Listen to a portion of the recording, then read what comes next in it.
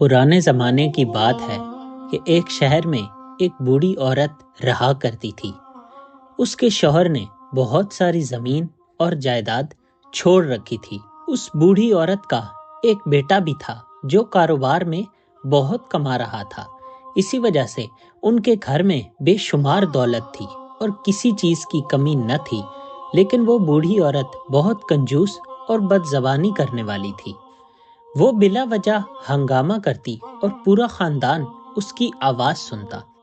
दोस्तों, वीडियो में आगे बढ़ने से पहले जैसा कि आप स्क्रीन पर देख रहे होंगे कि बहुत सारे लोग हमारे चैनल को सब्सक्राइब किए बिना ही चले जाते हैं। आपसे गुजारिश है कि हमारे चैनल को ज़रूर सब्सक्राइब करें ताकि हम आपके लिए मज़ीद ऐसी वीडियोस लेकर आते रहें। आपके तावन का शुक्रिया। उसकी आदत थी कि वो हर वक्त लड़ती रहती, लेकिन उस बूढ़ी औरत का बेटा बहुत अक्लमंद, खुश इखलाक और अल्लाह का खौफ रखने वाला था। वो गरीबों, बेबसों और ज़रूरतमंदों की मदद करता था। वो अक्सर अपनी माँ को समझाता, ऐ मेरी प्यारी माँ, तुम्हें किस चीज़ की कमी है? जो कुछ अल्लाह ने दिया है वो सब घर में मौजूद है, फिर तुम इतनी कंजूस क्यों हो? कोई भी दौलत को जमा करने के बाद अपने साथ नहीं ले जाता, लेकिन नेकी और अच्छे काम इंसान के साथ कब्र तक जाते हैं। ऐ मेरी प्यारी माँ, तुम्हें दौलत जमा करने की फिक्र छोड़ देनी चाहिए। तुम्हें लोगों की मदद करनी चाहिए और कभी किसी को नुकसान नहीं पहुंचाना चाहिए, ख्वाह वो हाथ से हो या ज़बान से। लेकिन वो बूढ़ी औरत अपने बेटे की ये सब बातें ज्यादा पसंद नहीं करती थी। वो हमेशा कहती, मेरा बेटा बहुत कंजूस है, वो अहमक है और पैसा बहुत खर्च करता है, इसीलिए वो ऐसी बकवास करता रहता है। मैंने कभी कंजूसी नहीं की, मैं पैसा बचाती नहीं हूँ। मेरे बेटे की तरह मैं अपना पैसा लोगों पर जाया नहीं करती और ना ही मैं इसे इधर उधर के कामों में जाया करती हूँ। एक बुलंद आवाज में वो औरत ये भी कहती कि मैंने कभी बदजुबानी नहीं की, मैं हमेशा सच बोलती हूँ। अब अगर सच बोलने से किसी का दिल दुखता है तो दुखे, क्योंकि सच हमेशा कड़वा ही होता है। अपने वालिदैन की इस रविश को देखते हुए बेटे ने आखिरकार उन्हें कुछ भी समझाने की कोशिश तर्क कर दी। उसने सोचा कि उसकी माँ अपनी आदत से बाज आने वाली नहीं है, इसीलिए वो जो चाहे करे। लेकिन फिर भी वो फिक्रमंद था कि उसकी माँ गरीबों और मोहताजों की मदद नहीं करती, बल्कि इनके बारे में बदजुबानी करती है। इसे आखिरकार अपनी माँ की वजह से परेशानी का सामना करना पड़ सकता है। एक दिन उसे मालूम हुआ कि एक बूढ़ा शख्स शहर आया है। वो बूढ़ा शख्स बहुत परहेजगार और अल्लाह का नेक बंदा है। सारी रात इबादत में मसरूफ रहता है। उसने शहर के बाहर दरिया के किनारे अपना खैमा लगाया है। लोग एक के बाद एक उसके पास आते और उसे देखते हैं और उससे बहुत ज्यादा फैज़याब हो रहे हैं। वो उसे अपनी गमगीनियां और तकलीफें बताते हैं और वो बूढ़ा शख्स उनकी तकलीफों का और गमों का मदावा करता है और उन्हें उन तकलीफों से निकलने का हल बताता है। बूढ़ी औरत के बेटे ने सोचा, क्यों ना मैं इस बूढ़े आदमी के पास जाऊं और अपनी माँ के बारे में सच सच बताऊं, शायद वो मेरी कोई मदद कर सके। ये सोचकर वो इस बूढ़े आदमी की खिदमत में हाजिर हुआ और अपने दिल की ख्वाहिश बताई।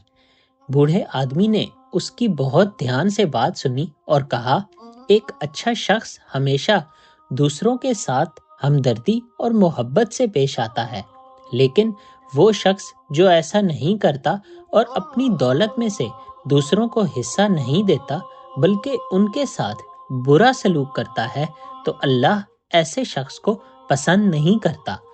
लेकिन इसमें मायूसी की बात नहीं, तुम अच्छी नीयत से आए हो, इसलिए मैं अपनी पूरी कोशिश करूंगा कि तुम्हारी माँ कंजूसी और बदजबानी जैसी बुराइयों से निजात पा सके। बूढ़ी औरत के बेटे को इस फकीर की बात सुनकर कुछ हौसला मिला। उसने शुक्रिया अदा किया और अपने घर वापस आ गया। अगले दिन वो बूढ़ा आदमी एक फकीर के बेस में बूढ़ी औरत के घर के सामने पहुंचा। उसने बुलंद आवाज में पुकारा और दरवाजा खटखटाया, क्या यहाँ कोई है जो इस फकीर की मदद कर सके? जब बूढ़ी औरत दरवाजे पर आई तो फकीर ने अपने कमर पर लटका चादर उसके सामने फैलाकर कहा, ऐ नेक माँ, मुझे खुदा के नाम पर सदका दो। ये सुनकर बूढ़ी औरत गुस्से में आ गई और कहा, अल्लाह तुझे मारे, खुद तू बूढ़ा आदमी है, कब्र में पाँव लटकाए बैठा है और मुझे माँ कहता है, क्या तुझे शर्म नहीं आई? फकीर मुस्कुरा कर बोला, अल्लाह आपकी उम्र दराज करे, मैंने आपको माँ कहकर गलती की है, आप वाकई मुझसे छोटी हैं, अब मुझे माफ कर दें और दिल साफ करें। ऐ बेटी, अल्लाह के नाम पर क्या मुझे कुछ मिल सकता है? बूढ़ी औरत दोबारा गुस्से में आई और कहने लगी कि क्या तुम अंधे हो? तुम्हें नजर नहीं आ रहा कि मैं तुम्हारी बेटी की उम्र की हूँ क्या? और दूसरी बात, तुम भीख मांगते हो और एक भीख मांगने वाले ने मुझे बेटी कहा, तुम्हारी ऐसी जुर्रत कैसे हुई? फकीर डरा हुआ बोला, अल्लाह की रहमत आप पर हो, हकीकत में मैंने आपको बेटी कहकर दोबारा गलती की। ऐ आसमानी औरत, अल्लाह के नाम पर मुझे कुछ सदका दे दो। ये सुनकर वो बूढ़ी औरत दोबारा गुस्से में आ गई और पांव पटकते हुए कहा, तुम्हारी शक्ल पर मिट्टी, क्या मैं मर गई हूँ कि तुम ये कहते हो? तुमने ये जुर्रत कैसे की? फकीर खौफ के आलम में बोला, नहीं नहीं, खुदा ना करे, मेरा वो मतलब नहीं था, मुझे एक बार फिर माफ कर दें माँ। अल्लाह आपको सेहतमंद रखे, मैं 2 दिन से भूखा हूँ, अल्लाह के नाम पर मुझे रोटी और सालन का 1 चम्मच मिल सकता है। इस बार फकीर की दुआओं का ऐसा असर हुआ कि बूढ़ी औरत ने फकीर को गाली नहीं दी, वो बस एक नागवार लहजे में कहने लगी, क्या तुम्हें शर्म नहीं आती? मैं खुद बूढ़ी हूँ, क्या तुम मुझे बेवकूफ समझते हो कि रोटी और सालन के लिए मेरे दर पर मांगने आ गए? क्या मेरा घर किसी लंगर खाने जैसा लगता है? यहाँ से जाओ और अपने रास्ते पर चले जाओ। फकीर ने समझा कि ये बूढ़ी औरत कुछ नहीं देने वाली, लेकिन फिर भी वो कुछ ना कुछ लेकर जाना चाहता था। वो नहीं चाहता था कि बगैर कुछ लिए वापस जाए। अचानक उसकी नजर सहन में बिखरी हुई बादाम के छिलकों पर पड़ी। फकीर ने कहा, ऐ नेक औरत, मैं तुम्हारी मेहरबानी से मायूस नहीं होना चाहता, आज मैं तुमसे जरूर कुछ लेकर जाऊंगा।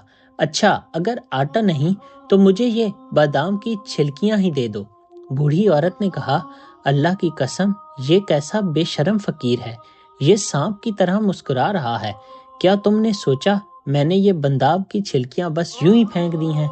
मैं इन्हें पीस कर अपने दांतों के लिए मंजन बनाऊंगी, ये मैं तुम्हें क्यों दूं? फकीर, जो दरअसल एक नेक आदमी था, बोला, इस पर गौर करो, मैंने ये तुम्हारी बेहतरी के लिए कहा है। बूढ़ी औरत की आंखें चमक उठी और वो खुश होकर कहने लगी, मेरे फायदे के लिए ये कैसे? फकीर ने कहा, मैं तुम्हें इन बादाम की छिलकियों के बदले एक सोने का सिक्का दूंगा।